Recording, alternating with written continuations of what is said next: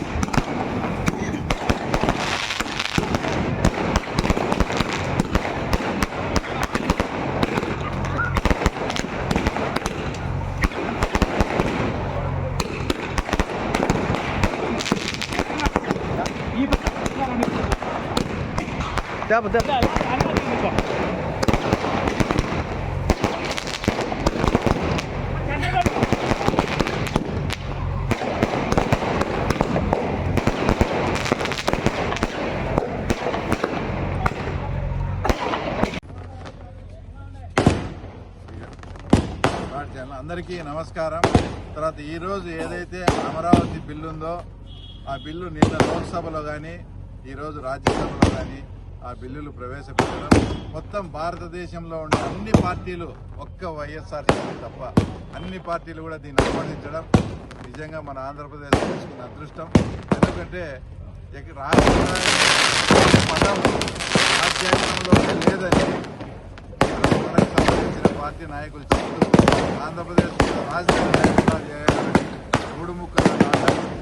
ఇంకోటి, ఈ రాజధాని కడితే చంద్రబాబు నాయుడు గారు సైబరాబాద్ కట్టి హైదరాబాద్ని ఎంత డెవలప్ చేశారో అదే రకమైన డెవలప్మెంట్ ఇక్కడ కూడా జరుగుతుంది.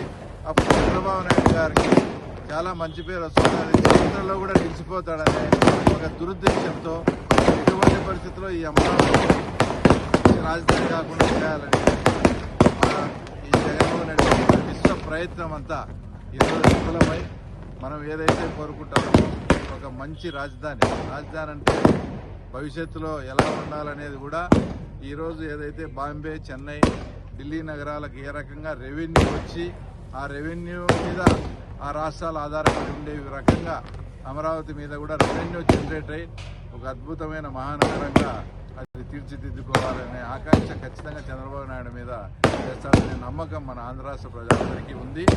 అలాగే ఒక రాయలసీమ వాసిగా కూడా ఇది అమరావతి అనేది మధ్య ప్రాంతంలో ఉంది కాబట్టి అన్ని ప్రాంతాల వాళ్ళకి దగ్గర, ఎస్పెషల్లీ మాకు ఇప్పుడు బెంగళూరు నుంచి అమరావతికి నేషనల్ హైవే వేశారు, అది కూడా పులిందల మీద పోతుంది.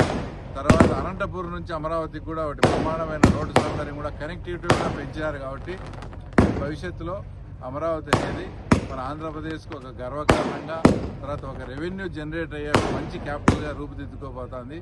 ఇందులో సందేహం లేదు.